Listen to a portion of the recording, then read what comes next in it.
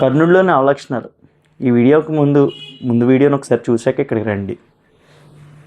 కర్ణుడు యాక్చువల్గా చాలా గొప్పవాడైన కొన్ని అవలక్షణాలు ఉన్నాయి. దాంట్లో మొదటిది, తనకున్న ఒక లక్షణం ఏంటంటే ఇచ్చిన మాట కోసం నిలబడడం. అది ధర్మమా అధర్మమా అని ఆలోచించకపోవడం. దుర్యోధనుడికి మాట ఇచ్చాడు కానీ దుర్యోధనుడి యొక్క లక్షణాన్ని అంచనా వేయలేకపోయాడు. ఇంకోటి ఏంటంటే కోపంతో అన్నీ నేర్చుకున్నాడు తప్ప దాని యొక్క ఉపయోగాన్ని అర్థం చేసుకుని నేర్చుకోలేదు. అవమానాలను భరించాడు, దానికి తగ ఆన్సర్ అయితే ఎక్కడ చెప్పలేకపోయాడు.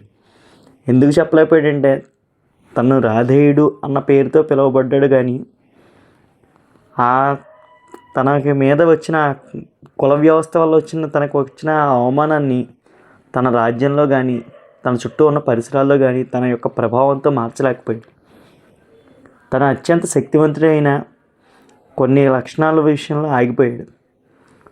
అర్జునుడి మీద కోపంతో యుద్ధంలో విద్యలు నేర్చుకున్నాడు తప్ప ఆ విద్యలు తనకి ఎలా ఉపయోగపడతాయన్న ఆలోచన వదిలేశాడు. అర్జునుడి కన్నా గొప్పవాడు అవ్వాలని ప్రయత్నమే తప్ప తనలో ఉన్న గొప్పతనాన్ని ప్రపంచానికి చూపించాలన్న ఆలోచన వదిలేశాడు. ఇవన్నీ కర్ణుడిలో ఉన్న దుర్బుద్ధి.